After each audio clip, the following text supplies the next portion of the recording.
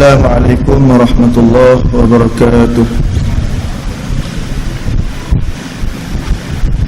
Alhamdulillahi rabbil alamin, wala aqibatu lil muttaqin wala udwana illa 'alal zalimin. Nashhadu an la ilaha illallah wahdahu la sharika lah wa ashhadu anna Muhammadan 'abduhu wa rasuluh.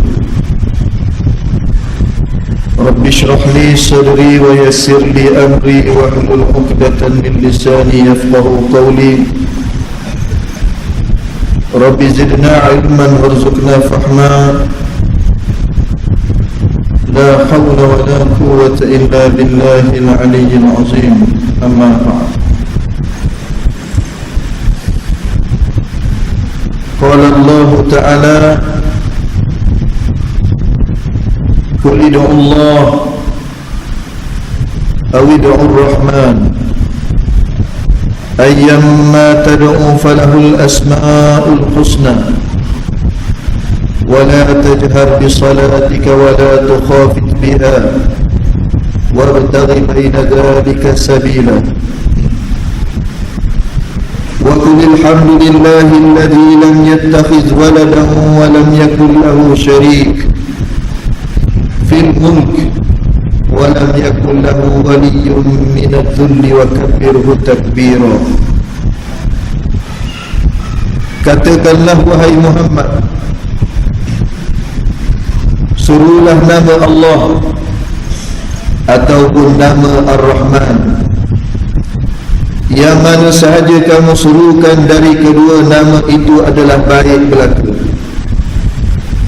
Kerana Allah memiliki banyak nama-nama yang baik serta mulia.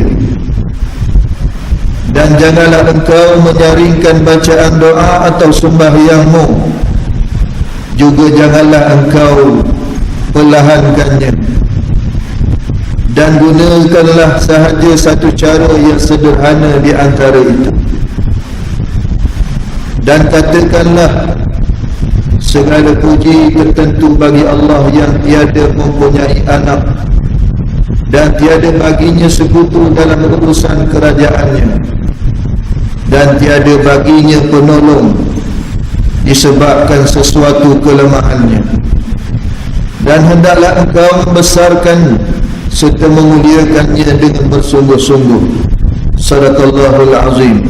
Suratul Isra ayat 110 dan 111. Muslimin muslimat yang dirahmati Allah Subhanahu wa taala sekalian, yang pertamanya marilah sama-sama kita mengucapkan syukur kerana diberikan nikmat oleh Allah Subhanahu wa taala, nikmat kehidupan dan nikmat beriman kepada Allah Subhanahu wa taala, nikmat beribadah dan nikmat bersaudara. Maka sama-samalah kita memperbanyakkan mengucapkan kalimah syukur Alhamdulillah. Yang keduanya, saya ucapkan jutaan terima kasih kepada sahabat saya pengurusi masjid Nusa Damai, Cikgu Rashid hijau dia malam ni, Imam AJK Masjid Nusa Damai, para imam Bilal, seterusnya muslimin muslimat yang dirahmati Allah Subhanahu wa taala sekalian. Pada malam ini satu perkara yang bersejarah diperlihatkan sekali lagi oleh Allah Subhanahu wa taala sebagai satu tanda kebesaran Allah Subhanahu wa taala, iaitu peristiwa gerhana bulan. Bulan sebahagian daripada makhluk Allah Subhanahu wa taala yang berada di atas alam ini. Bulan, matahari, bintang, langit, bumi, gunung ganang, pokok, binatang-binatang dan termasuk manusia. Berbanding dengan makhluk Allah Subhanahu wa taala, bintang, matahari dan bulan, kita tiadalah ada apa-apa nilai di sisi Allah Subhanahu wa ta'ala, melainkan hanya kerana kita beriman kepada Allah Subhanahu wa ta'ala. Kalau nak dibandingkan saiz tubuh badan, gajah lagi besar daripada kita. Kalau nak diukur penglihatan kita yang tajam, burung helang lagi hebat daripada kita. Kalau nak diukur pendengaran kita yang tajam, yang peka, tentulah kita kata binatang-binatang lain lagi peka daripada kita. Nyamuk yang kecil itu lebih hebat daripada kita kerana dia boleh melihat pada waktu yang gelap, pada waktu malam di tempat yang gelap. Adapun manusia, sebagaimana firman Allah Subhanahu wa ta'ala, hal ata 'alal insani hinun minad dahri lam yakun syai'an madhkura. Manusia ini satu makhluk, kalau kita hari ini merasa hebat kita kerana kedudukan, pangkat, harta benda, kemewahan, anak pinak, kawan-kawan, pengaruh, kekuasaan dan sebagainya, Allah Subhanahu wa ta'ala berfirman bahawa kamu, kalau hari ini kamu disebut, dijulang, diangkat, kamu dahulu sebelum dilahirkan, kamu bukanlah suatu nama yang disebut. Pada malam ini pengurusi sebut Ustaz Azam Darussa. Sebelum Ustaz datang, belum lagi disebut. Sebelum saya lahir, nama saya belum lagi wujud. Mana perginya kehebatan yang kita rasakan kita ni cukup hebat? Rasa hebat, rasa bangga, rasa patut dipuji, rasa patut diangkat, dijulang, ditakuti. Bahkan kita pada satu saat nanti adalah satu nama yang tidak disebut oleh manusia selepas kita mati. Satu hari, 2 hari, seminggu, 2 minggu, sebulan, setahun, mungkin orang sebut nama kita, tapi selepas daripada itu manusia akan melupakan kita. Mana milik kita? Mana kehebatan kita? Mana kekuasaan kita? Mana perginya harta benda, anak pinak?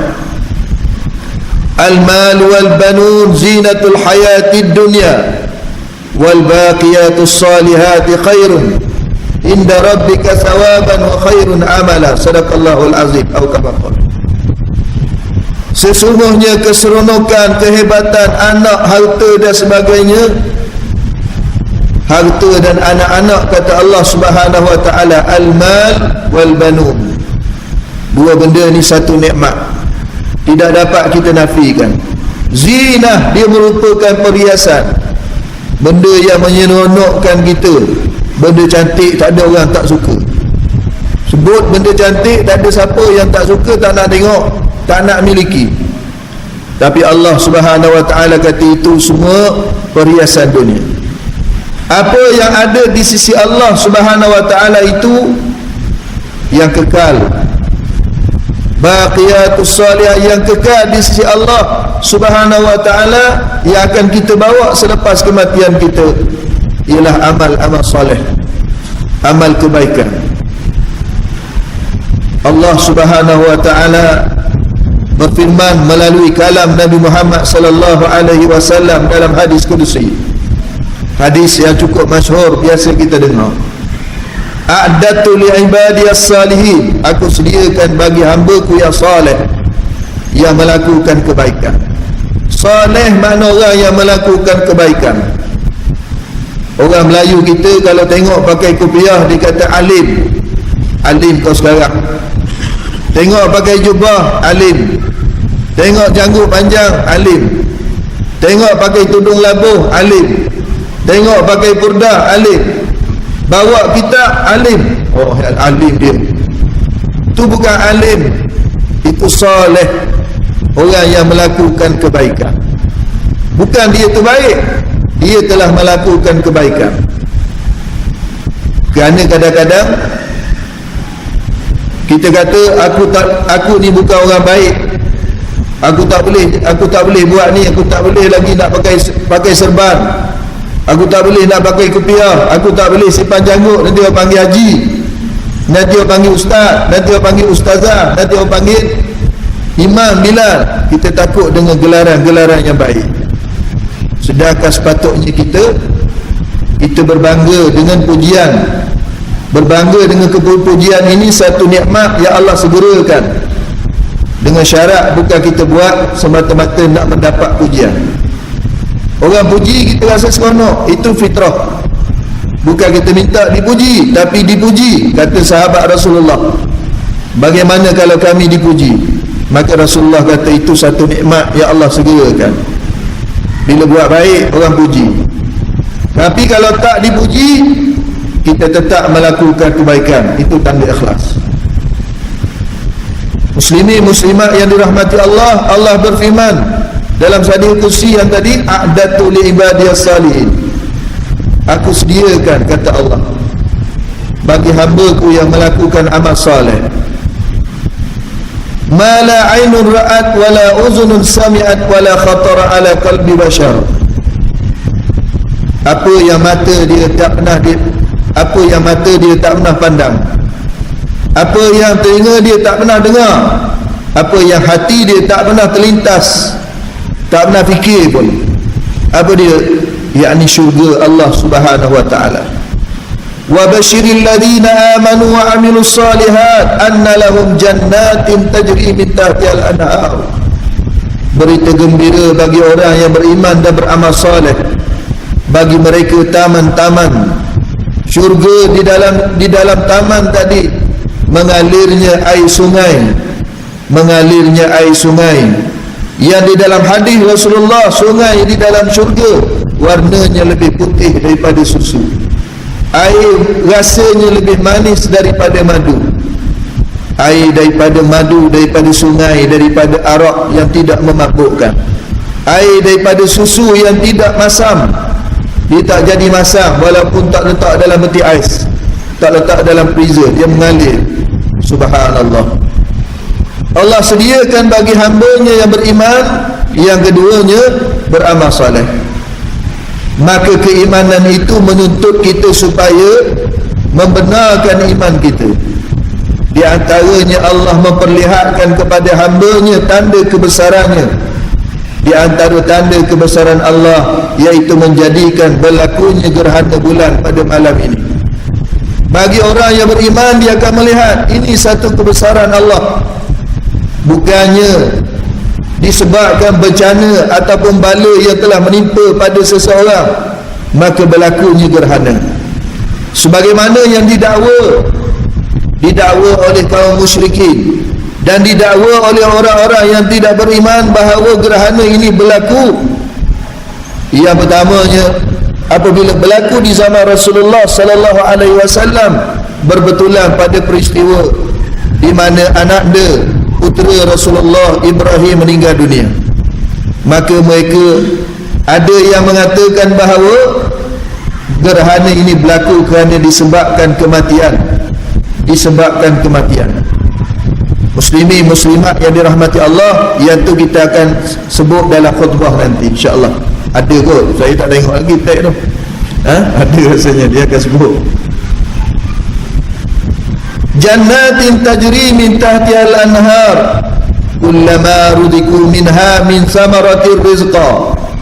Selain daripada sungai di dalam syurga, Allah Subhanahu wa taala menyediakan bagi ahli syurga buah-buahan. Samaratir rizqa, buah-buahan sebagai satu kurniaan rezeki bagi Allah, bagi penghuni syurga. Buah anggurnya, buah tamarnya dan buah-buah yang lain. Dah ada buah je ke ustaz? Nasi lemak tak ada, nasi dagang tak ada. Ada belaka hak nak. Satu hari orang Al-A'rabi mari datang jumpa Rasulullah, tanya kepada Rasulullah, ya Rasulullah, dalam syurga ni ada kuda tak? Ya Rasulullah, dalam syurga ni ada unta tak? Ya Rasulullah, dalam syurga ni ada burung tak? Oh, dia tanya satu. Lepas ni kita buat satu senarai, kita senaraikan benda yang ada dalam syurga. Penat berapa buah kitab tak cukup nak senaraikan benda yang ada dalam syurga. Sebab tu kerajaan dia tak senarai benda yang kena GST, dia senaraikan benda yang tak kena GST. Sebab kalau nak senarai benda yang kena, memang tak tersenarai. Masuk jamban pun cikgu Rashid kena juga. Nak berak tu kena bayar dulu. Tak ada piti, berak tepi jamban tu. Muslimin muslimat yang dirahmati Allah. Allah sediakan bagi hamba yang soleh apa saja yang dia nak. Jawab Rasulullah senang. Kalau kamu masuk syurga, kalau kamu masuk syurga, kamu boleh dapat apa saja yang kamu nak. Maknanya ada orang dia tak minat buah-buah ni, dia tak minat buah-buah, dia minat apa? Dia minat nasi khabu. Ada nasi khabu dalam syurga? Ada budak-budak, kalau budak-budak ni, kalau besar-besar ni, kalau tanya minat masuk syurga nak apa? Balik dah tak? Nak apa? Nak mutuk arzik ya? Ada dalam syurga. Kalau tanya cikgu Rashid, nak orang puan lah, bidadari. Kalau tanya budak-budak, dia tak minat orang puan ni. Dia nak minat, dia nak main skateboard, dia nak main basikal, dia nak main tu, nak main ni, dia nak pusing-pusing saja. Ada dalam syurga. Jawab Rasulullah, kalau kamu masuk syurga, pastikan kita ni menjadi ahli syurga dengan amal soleh. Bukan syarat buat amal soleh ni syarat mesti masuk syurga, tapi Allah suruh wa qul i'malu, buat sajalah. Kita buat saja, tak tahu mana satu amal ibadah kita yang Allah terima, yang Allah lihat. Yang penting buat. Tak jadi tak buat amal soleh, tiba-tiba aku nak syurga. Dia kena buat, tapi bukan jadi wajib bagi Allah masukkan kita dalam syurga. Dengan rahmat dia kita masuk syurga, dengan rahmat dia masuk syurga. Tapi nak dapat rahmat Allah, sebagaimana nak dapat kasih sayang orang tua kita, nak dapat kasih sayang mak bapak kita, kena buat baik. Kalau mak suruh tak buat, yang dilarang untuk dibuat, nak dapat kasih sayang ke mana? Demikian Allah, kena buat amal soleh. Dalam syurga ada buah-buahan, ada buah-buahan. Arabi tadi tanya, ya Rasulullah, burung dalam syurga ni macam mana besar dia? Besar burung dalam syurga ni, kata Rasulullah, leher dia sebesar leher unta. Leher dia sebesar leher unta. Bukan burung unta tu besar dah. Besar leher burung dalam syurga, besar unta, besar leher unta. Maka Sayyidina Umar menyampuk, ya Rasulullah, lawa burung dalam syurga, sedap tengok. Maka Rasulullah kata, makan lagi sedap daripada tengok. Bukan Rasulullah tak suka makan, bukan sahabat-sahabat ni tak suka makan. Maknanya tu benda tu fitrah. Tapi kita ni tak boleh. Kalau buat majlis tak ada makan, tadi saya nampak bawa makan lah tadi. Bawa makan. Kalau tak buat maulid Rasul, tak buat makan, dia tak jadi maulud. Dia kena maulud duk. Tak, kena mau ke mulut baru jadi maulid Rasul. Mana kena buat makan. Tu orang Melayu lah. Bukan sini, sebelah-sebelah Nusa Damai. Allah Subhanahu wa ta'ala. Maka Arabi tadi tanya lagi, ya Rasulullah, dalam syurga ni ada tak kuda? Rasulullah kata, kalau kamu masuk syurga, maka kamu dapat apa yang kamu nak. Kuda dalam syurga ni, bila kita menunggang dia, kuda dalam syurga ni dia ada sayap. Kamu boleh terbang ke mana saja kamu mau pergi, dia pergi mana saja kamu nak pergi. Kuda dalam syurga. Ada dah unta? Ada belaka. Rasulullah kata, banyak. Dia tanya pula, minas samarati rizqan lakum. Allah Subhanahu wa ta'ala kurniakan bagi ahli syurga ni macam-macam. Maka muslimin muslimat yang dirahmati Allah, habis satu bab. Maka kita tengok pada malam ni yang kedua, sebab kita ni rikah je. Kita rikah, nanti kita solat sunat, gerhana bulan, kemudian kita khutbah. Jadi kita ambil sikit-sikit, kita pelbagaikan ibadah kita ni tak jemu. Tak jemu.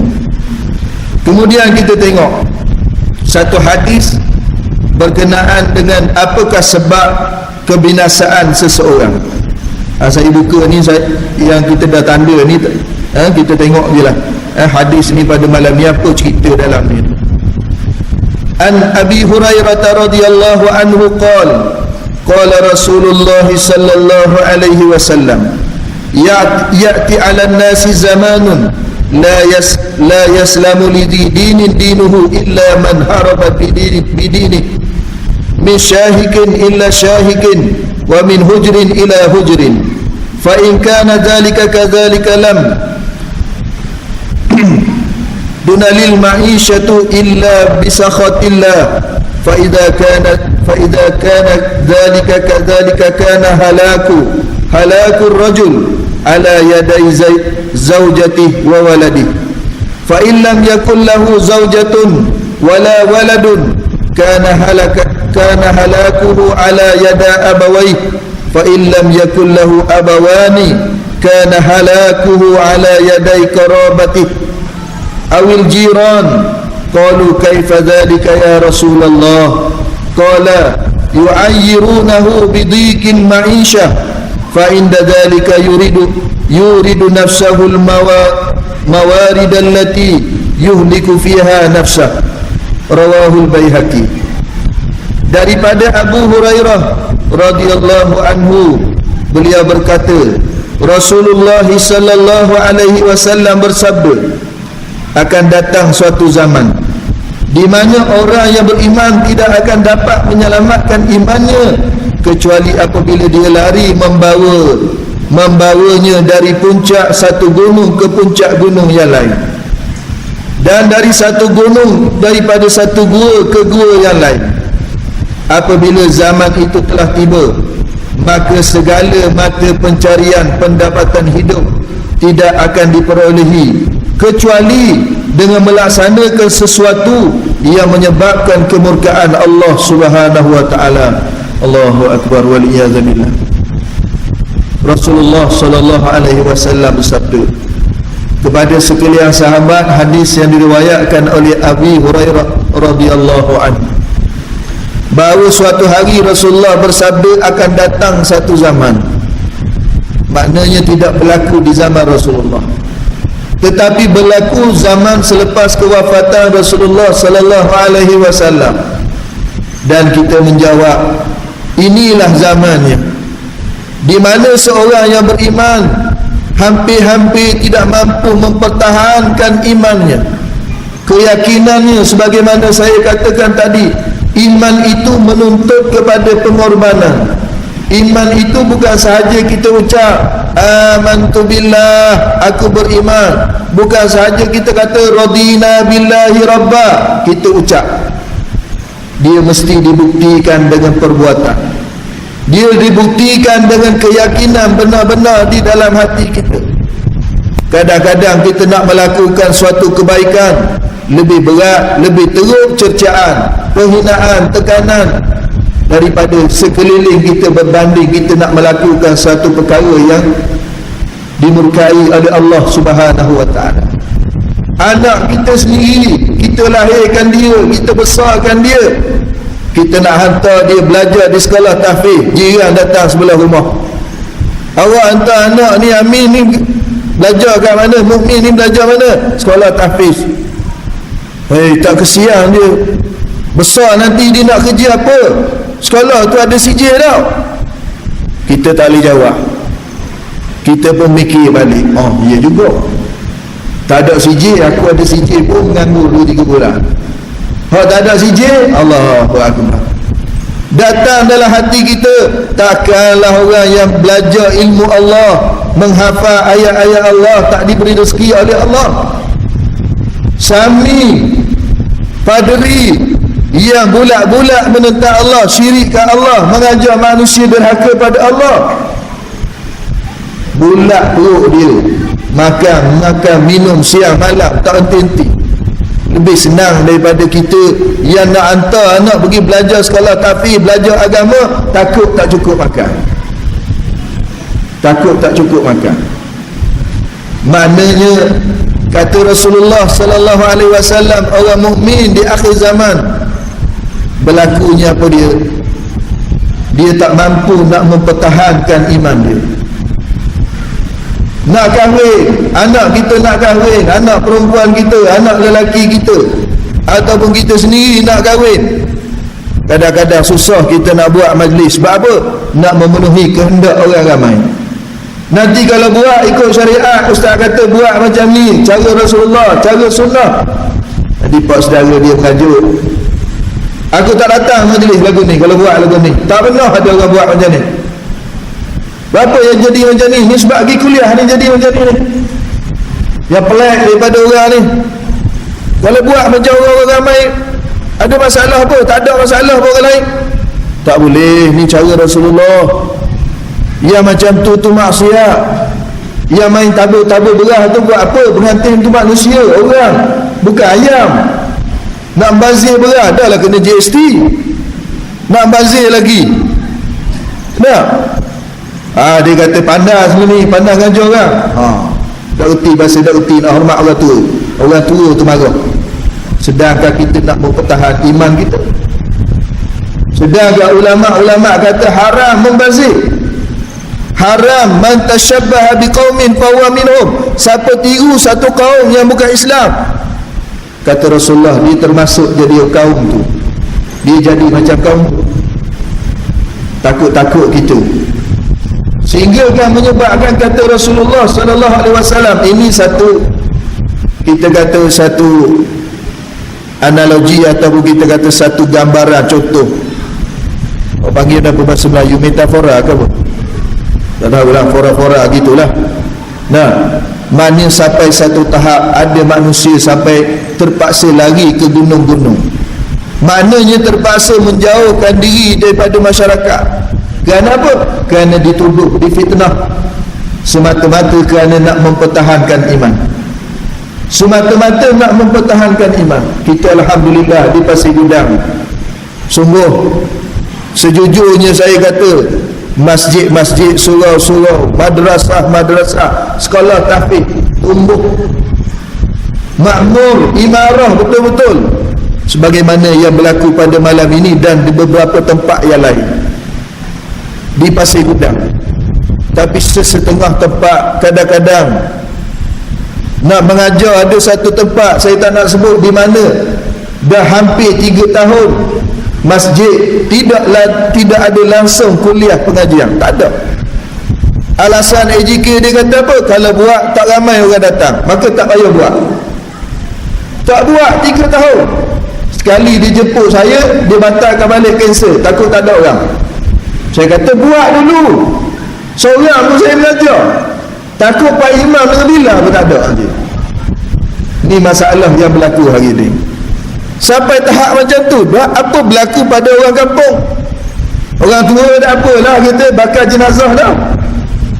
Buat kursus jenazah, yang datang tu bakar jenazah. Kita bakar jenazah belaka, tapi biasa orang muda dia kata aku lambat lagi. Kulit tak berkedut lagi, misai tak tumbuh lagi, tak kahwin lagi, hak kahwin tak boleh anak lagi, hak boleh anak kata anak kecil lagi, lambat lagi kot mati. Hak tua je datang khusus jenazah, habis mandi jenazah, orang mandi dia pula. Macam tu. Apa berlaku pada anak cucu cicit kita akan datang kalau masjid yang menjadi nadi dalam masyarakat, yang menjadi tempat perpaduan orang Islam menjadi Syiah, lesu, mati, masjid mati, maknanya Allahu Akbar. Ada tempat, satu tempat ustaz nak mengajar, satu syarat, ustaz boleh sebut bab sembahyangnya, bab lain jangan. Allahu Akbar. Maknanya Islam ni sembahyang, puasa, sembahyang, puasa, bab taharah, habis bab taharah pusing bab taharah pula. Lah sekali ambil sembahyang pakai air je. Belajar air mustahmah, musyamah, air mutanajih apa semua, ambil air sembahyang, lah sekali air pahit je. Belajar air mutlak, air laut, air sungai, air embun, air apa, ambil air sembahyang, air pahit juga. Sedangkan kita kata Islam ni agama yang sumur. Seluruh aspek kehidupan kita, mana pergi bab muamalah, mana perginya bab jinayah, mana perginya bab munakahah, mana perginya bab-bab yang lain. Kalau kita menghadkan Allah Subhanahu wa taala berfirman, afatu'minuna bi ba'dil kitab wa takfuruna bi ba'd fama jazaa'u man yaf'alu dhalika minkum illa khizyun fil hayatid dunya ila akhiril ayat. Allah kata, kenapa kau? Kenapa yang jadi macam ni? Kamu beriman sebahagian, kamu kufur sebahagian. Kamu buat perkara ibadah, dalam masa yang sama kamu campur dengan benda maksiat. Majlis kahwin untuk ibadah, kenapa kamu campur dengan maksiat? Wala talbisul haqqa bil batil, jangan campur. Kerana itu kata Rasulullah sallallahu alaihi wasallam, sampai satu tahap nanti di zaman ini orang beriman kadang-kadang malu, rasa segan, rasa terasing, terpaksa menjauhkan diri. Jiran-jiran tak tegur dia, boikot dia dan sebagainya. Anak kita pergi sekolah, dia pakai kopiah, bukan setakat kawan-kawan mengejek sampai cikgu marah, panggil masuk bilik disiplin. Mana orang masuk bilik disiplin ni orang buat salah. Sebab apa? Sebab anak kita nak pakai kopiah. Ni peraturan kata tak boleh. Betul, peraturan kata tak boleh. Tapi cikgu, banyak lagi kesalahan lain yang besar. Saya tahu kat sini ramai cikgu, mungkin ada pengetua, ada guru besar, ada orang PPD dan sebagainya. Ini sunnah Rasulullah sallallahu alaihi wasallam. Bila lagi kita nak amal sunnah kalau kita kata nanti habis sekolah? Belum tentu lagi dia hari ini dia nak pakai, esok dia nak pakai. Kerana hidayah Allah itu boleh datang dan boleh pergi bila-bila masa. Memang benda itu tidak wajib, tetapi itu sunnah Rasulullah. Apa hak kita nak menghalang orang nak pakai? Adakah bila dia pakai dia jadi buat masalah disiplin, jadi kurang ajar dengan cikgu, jadi buat jahat, jadi perampok, jadi apa? Tak. Dia sekadar sebahagian kecil daripada budak-budak orang remaja yang nak buat kebaikan. Patutnya kita galakkan dia. Ini berlaku. Tapi kalau melompat, kalau berkawak daripada pagi sampai tengah hari sampai malam, tak apa. Kalau menyanyi, tak apa. Kalau buat program-program agama, ni kena panggil ustaz, kena panggil ustaz. Sebab apa buat usaha dalam sekolah? Dia kata saya buat lepas habis sekolah, bukan waktu belajar, lepas habis belajar. Ustaz kalau nak ceramah, nak tazkirah, nak usrah, buat kat luar. Masya Allah. Beratnya kata Rasulullah orang yang nak mempertahankan iman sampai satu tahap terpaksa lari ke gunung dan ke gua. Dan sampai satu saat kata Rasulullah seorang itu segala mata pencarian pendapatannya, hasilnya, gajinya, kekayaannya tidak dapat diperolehi kecuali dengan terpaksa melakukan perkara yang dimurkai oleh Allah Subhanahu wa taala. Terpaksa Ustaz, terpaksa nak buat macam mana? Kalau saya tak buat macam ni tak lulus. Kalau saya tak ulur terlambat. Kalau saya tak buat orang lain buat. Bukan saya seorang, saya boleh tahan, saya 100,000 tu sejuta. Allahu Akbar. Kata Rasulullah, sampai satu tahap kita nak mendapatkan sesuatu nasib, terpaksa melakukan sesuatu yang dimurkai oleh Allah Subhanahu wa taala. Muslimin muslimat yang dirahmati Allah Subhanahu wa taala, dalam Islam atas dunia ni Allah Subhanahu wa taala mewajibkan bagi orang beriman zakat. Zakat tu wajib bagi orang beriman. Cukai lah, zakat tu cukai. Cukai bagi manusia ni ada dua, yang beriman namanya zakat. Kenapa nama dia zakat? Kerana disebut dalam Al-Quran, wa aqimus salah wa atawuz zakat. Zakat, apa hukum dia? Wajib. Berapa kadar dia? 2.5%. Siapa berhak bayar zakat? Wajib bayar zakat. Orang yang mampu, dia cukup haul dan nisabnya. Berapa kategori zakat? Ada banyak kategori. Tanaman, pendapatan simpanan dan sebagainya, ternakan dan sebagainya. Kena bagi orang yang mampu. Manakala bagi orang bukan Islam, dia tak kena zakat. Sebab apa? Dia kafir. Dia zakat ni ibadah, hanya wajib bagi orang mukallaf Islam, akil balik, yang cukup syarat. Orang kafir kena cukai. Berapa? Itu terpulang kepada pemerintah. Allah Subhanahu wa taala berfirman setiap hari Jumaat khatib baca, innallaha ya'muru bil adli wal ihsan. Allah memerintahkan kamu supaya adil. Apa maksud adil? Orang Islam sudah dikenakan zakat, orang kafir dia bayar cukai. Tapi kalau orang Islam dia kena bayar zakat dan bayar cukai, maka namanya zalim. Adil lawan dia zalim. Orang Islam dah wajib bayar zakat, kalau dia bayar cukai pun dia tetap kena bayar zakat. Sampai satu tahap kata Rasulullah sallallahu alaihi wasallam, 15 perkara yang kalau berlaku pada umat aku, halal bagi Allah bala, halal bagi Allah turunkan bala. Di antaranya bila zakat itu menjadi seolah-olah harta rampasan. Muslimin muslimat yang dirahmati Allah Subhanahu wa taala, bukan niat saya nak mengutuk ataupun menyentuh perkara yang kita kata mungkin setengah orang kata sensitif, tapi kita nak menyatakan perkara yang benar kerana Allah memerintahkan kita supaya berlaku adil dan ihsan. Apa maksud adil? Apa maksud ihsan? Contoh, kalau kita diberi pinjam oleh seseorang, saya datang Cikgu Rashid, bulan ni saya teruk ni, saya nak pinjam 1,000. Cikgu Rashid bagi 1,000. Cikgu Rashid kata faham-faham. Faham-faham. Apa maksud faham-faham? Lebih ya. Saya faham-faham. Pinjam motor, faham-faham. Minyak kasih penuh. Itu namanya zalim. Wa ahallallahu al-bai'a wa harrama riba. Allah halalkan jual beli, Allah haramkan riba. Ada orang kata innamal bai'u mislu riba, sama je. Yang islami dengan yang konvensional tu sama je.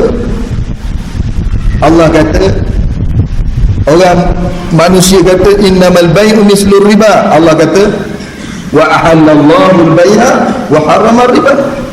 Sama macam mana jual beli ni halal, ada pun riba haram. Walaupun kita kata yang islami lagi mahal, lagi teruk, lagi susah, orang mukmin dia takkan jadi keliru ataupun dia kata tak apa, kita ada dua pilihan. Mana ada pilihan? Mana ada pilihan bagi benda yang wajib, bagi benda yang haram? Tak ada pilihan. Cuma kalau kita pergi kaunter, dia akan tanya, nak yang islamik ke konvensional? Kita tanya dia, yang konvensional ni hak kafir ya? Tanya dia, hak kafir ya? Dia pun no gitu. Dah cik, jangan kasar sangat, kafir tu slow sikit. Dan konvensional ni apa? Riba. Riba tu kafir. Tapi kita tukar, nak suruh nampak mulia. Kita tak panggil interest, kita tak panggil riba, kita panggil interest, kita panggil faedah. Nak comel lagi, panggil bunga. Bunga nampak comel lah, flower. Jadi comel. Nak kata zina nampak haram, kita jangan panggil zina, kita panggil bersekedudukan tanpa nikah, persetubuhan sebelum nikah. Ini anak zina, jangan kata anak zina, kita panggil anak tak sah taraf. Kan nampak mulia lagi. Ni rasuah, jangan panggil rasuah, kita panggil dia commission. Kan nampak mulia. Allahu Akbar. Ni kata Rasulullah, sampai satu tahap manusia terpaksa buat benda yang dimurkai oleh Allah Subhanahu wa taala. Dah bunyi dah tu, kita sudahlah yang ni satu hadis ni. Apa sebab berlaku macam tu? Kata Rasulullah, apabila hal ini telah terjadi, maka kebinasaan seseorang adalah disebabkan dia mengikut kehendak isteri dan anak-anak. Masya Allah. Ada orang buat begitu kerana apa? Kerana anak dan isteri dia. Abang, ayah. Hari-hari dia panggil ayah tu mana? Minta piti tu. Isteri minta duit tu. Tu lelaki lagi ni dah. Allahu Akbar.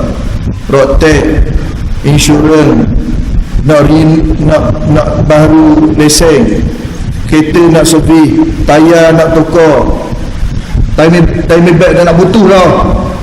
Tiba-tiba bini minta lagi, bang, bulan ni dah cukup bang, Dah, beli roti anak pun 85 sen. Ayo, nampak je. Berat. Kita pun tengok abang usahalah macam mana kat mana pun. Dia mula. Disebabkan anak, disebabkan isteri. Sedangkan isteri-isteri di zaman Rasulullah, zaman sahabat, dia pesan apa pada suami dia? Abang, saya redha dengan kehidupan kita hari ini. Saya redha kita hidup dalam keadaan susah, tapi saya tak redha kalau abang bawa balik sesuap nasib pun daripada sesuap sedikit hasil pun daripada hasil yang haram. Isteri dipesan dah, jangan bawa balik hak haram. Susah, tak apa, saya redha. Hari ini ada orang sanggup redha. Susah, sanggup? Tak sanggup. Kenapa jika sebelah rumah tu suami dia buat beli tu beli ni, yang saya ni duduk dengan abang, kahwin dengan abang, jadi macam ni? Dulu kata janji nak bina mahligai. Memanglah tu kan lagu. Eliket tu kata nak tunggu depan pintu syurga. Mu faham ke tak faham? Kafir syurga ke mana je? Janji nak ikut pergi Lombok. Kita akan bina mahligai dulu. Siapa-siapa dulu pondok buruk. Kita tak faham kan, kita kata dah ad-dunya, dunia ni kata Allah apa dia? La'ibun walah, main-main, seronok, bersukaria, mata'ul hayatid dunya, keseronokan hidup dunia ni. Wa mal hayatud dunya illa mata'ul ghurur. Tidaklah kehidupan dunia ni, seronok dunia ni seronok yang menipu. Sekejap je sedap, sekejap je rasa sedap tu dekat mana? Kat lidah. Bila masuk tekak tak sedap dah. Bila turun perut tak sedap, sakit perut nak berak lah. Mana pergi sedap makan lah? Mana sedap pergi bawa kereta baru, siapa masa kena bayar, sakit kepala dah. Orang kata hebat pakai kereta baru, mu tak tahu aku bayar bulan-bulan. Menampak tengok sedap hebat, tak sedap, tak sedap. Orang sedap kahwin, hari pertama senyum dah. Tadi jumpa anak murid kahwin malam, dia kahwin ada dah, dia kata nak mari. Tanya tadi dah macam mana, bini duduk mana? Bini duduk mak-mak dah 20 tahun cerita nak kahwin, lepas tu kahwin tinggal mak-mak dia. Dah list tak orang Johor lagi tak apa, ada tak kemiri, dia kata tak boleh hantar, tak boleh bawa balik dah, berat gitu. Dah tak tidur lagi, duduk lagi tu demam, dia kata demam. Siang sungguh. Mana sedap, tak sedap juga rupanya. Jumpa nikah je sedap. Lepas tu kutip yuran. Bahagian saksi, bahagian jumpa nikah. Tu dia sedap. Yang kata rupanya tak sedap juga. Tak sedap. Dan kalau dia tidak memiliki isteri, tu bahagian orang ada bini. Bini jom cong, tahu cong. Bini jejek, dia tekan sampai tu lelaki ni. Siang kerja lain, malam kerja lain, nak cari harta benda, nak suruh seronok sikit hati isteri. Kalau tak ada anak, maka kebiasaannya disebabkan mengikut kehendak kedua orang tua. Bulan-bulan jangan ada ingat tu. Jangan ada ingat atau bulan-bulan tu. Mana anak yang mak ayah paling sayang, yang bagi duit bulan-bulan. Tengok cerita tu, Syawal, Zulkaidah, Zulhijjah. Kenapa? Cerita Piramli tu. Ramadan, Syawal, adalah 2-3 orang tu. Hak mana hak dia sayang sekali? Wahai intan, wahai permata, wahai belian. Hak tu bagi garam, bagi gula, bagi roti. Dah lah tawa. Itulah aku dah pesan dulu, jangan kahwin dengan orang macam ni. Tengok Piramli ni dia pandai buat cerita. Dia pandai buat cerita, beri pengajaran pada kita bahawa yang disayangi mak ayah biasanya yang bagi duit bulan-bulan, bukannya yang jenis belajar agama yang boleh sejukkan dia di dalam kubur nanti, boleh sampaikan pahala untuk dia. Dia nak dipikir bulan-bulan aku boleh goyang kaki. Anakmu belajar kerja mana? Anak aku seorang duduk Kuala Lumpur, seorang tu duduk di Pasir Gudang. Dia tak sebut hak duduk kampung ni, hak jadi Tok Bilal dah sebut. Dia sebut hak jauh tu, hak atas bulan-bulan. Setahun sekali balik makin depan rumah kereta baru belaka. Hebat anak Lema berjaya belaka. Dia tu Padahal ada motosikal buruk sebuah Portobila sandal dekat dia. Nah, ini kalau tidak kerana anak isteri, kerana mak ayah menyebabkan kita ni terpaksa buat benda yang mengundang kemurkaan Allah. Jikalau kedua orang tuanya sudah tiada lagi, kalau mak ayah tak ada, jadi macam mana pula? Biasanya disebabkan kehendak keluarga dan kehendak tetangga. Jiran pun memain peranan juga. Bunyi jiran sebelah tu ketuk dinding, pecah dinding, oh tarik dapur, tarik pos depan pula, buat garaj. Kita tak senang duduk menatang tu. Padahal aku kerja macam dia kau. Nah, kita pun kira macam mana. Bini kita dulu lagi panggil dah tukang. Mari ni rumah ni pecah, nak buat kabinet apa ni? Siapa je bayar? Kita. Dia je ada. Panggil pecah buat kabinet apa? Tengok, menyebabkan seorang tu terpaksa buat benda yang dimurkai Allah. Bukan semua. Tapi kalau tak ada iman, tak ada ilmu, berlaku tak benda ni? Dalam duk mari kuliah pun kadang-kadang terbuat juga. Berapa ramai orang yang nak kaya, tak kaya tapi kaya. Nak kaya punya pasal. Masuk usaha tu, masuk pelaburan ni, beli mah lah apa semua. Lah sekali tak kaya juga. Nah, maka akhirnya sahabat bertanya, wahai Rasulullah, apa maksud perkataan engkau kebinasaan seorang kerana mengikut kehendak isteri, anak dan atau orang tuanya atau keluarganya dan tetangganya? Lalu jawab Nabi SAW, mereka akan menghinanya dengan kesempitan hidup.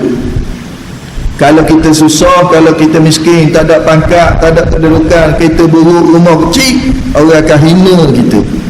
Itu paling kita takut. Itu paling kita takut. Kita duduk dalam satu taman, kita rasa kita paling miskin sekali. Kita keluar pergi masjid, pergi surau, bawa motosikal. Dah kita rasa, Allah, tengok je jiran-jiran kita kereta baru. Dah dia tengah basuh kereta, kita nak pergi masjid tu maghrib tu, dia basuh kereta. Tengok dia basuh kereta. Kita dalam hujan-hujan gini ni, kita rasa kedainya diri kita. Sedangkan kita lupa, inilah tanda kayanya diri kita bila mana kita merasa cukup.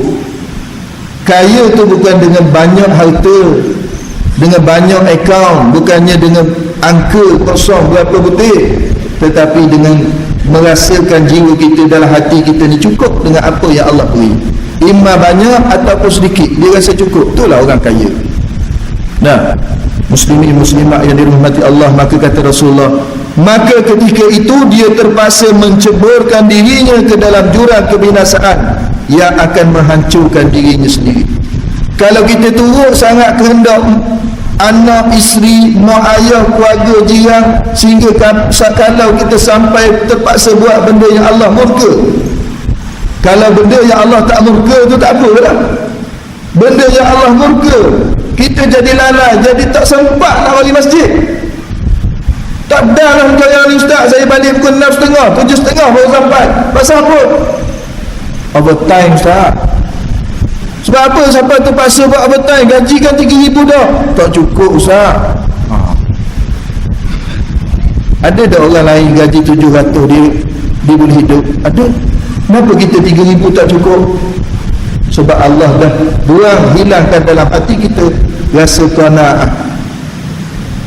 Kenapa Allah buang qanaah dalam hati kita? Antaranya kata ulama, bila mana kita merasa takjub dengan apa yang orang lain milik. Lalu depan rumah orang, oh besar rumah dia. Lalu tengok kereta orang, oh sedap ni naik kereta. Tengok orang menikah lagi, oh je, tak berani nak kata apa. Akhirnya hilang qanaah, rasa tak cukup. Sebab apa? Kita takjub tengok nikmat yang orang lain ada. Takjub. Tapi kalau kita pergi ke hospital Sultan Ismail, masuk buat 5 CD, tengok orang kena kerak kaki, kena kerak jari, kena potong jari, kena potong kaki. Allahu Akbar. Untungnya kita, Allah beri kita lagi peluang boleh datang duduk dalam masjid ni kadang-kadang, walaupun seminggu sekali, 2 minggu sekali pun. Nah, mudah-mudahan tiap-tiap malam lah. Nah, kerana itulah tanda kita ni orang yang Allah Subhanahu Wa Taala campak hidayah dalam hati kita ni rasa seronok datang ke majlis-majlis ilmu, taman-taman syurga, yang kalau Allah buka hijab kita akan nampak bahawa kita sekarang memang sedang duduk dalam taman syurga, dipayungi oleh para malaikat. Muslimin muslimat yang dirahmati Allah, sekadar itu sahaja. Wallahu a'lam. Assalamualaikum warahmatullahi wabarakatuh.